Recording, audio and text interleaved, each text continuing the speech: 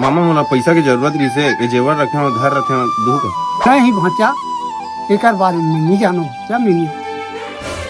हाँ भैया डोकरा सन काग उठियात रहे ए दे जी डौकी के करधन लधरे हो पसराड़ी में नाचा है बेचना है मोर कते एक से एक आदमी है रोमन भाई ते पीपा क्षण धरा दूं नीचे कब नीचे धरवा दे तो चल तब फिर तेजारे जी दुकान का मैं आज गाड़ी धर के घर ले। अरे आज की जुगाड़ हो गए भैया मत टेंशन नहीं। हेलो हाँ प्रेम आज मैं बाहर आ गया हूँ।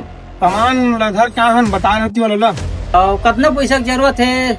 10-12 हजार रुपये दे दे पैसा। हाँ सामान ला छोड़ दे पैसा ले ले।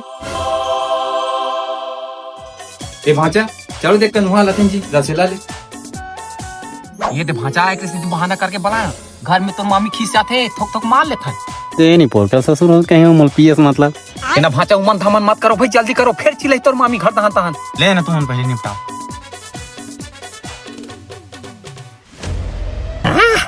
Incoming call from Prem by identified by Truecaller. देख तो भांचा का फोन आते उठा तो और स्पीकर में कर घरे दहार के मां होई रोक तो मामा मोला एक हाथ पे एक तो मारा देता उठाऊंगा। हाँ ले ले जल्दी मार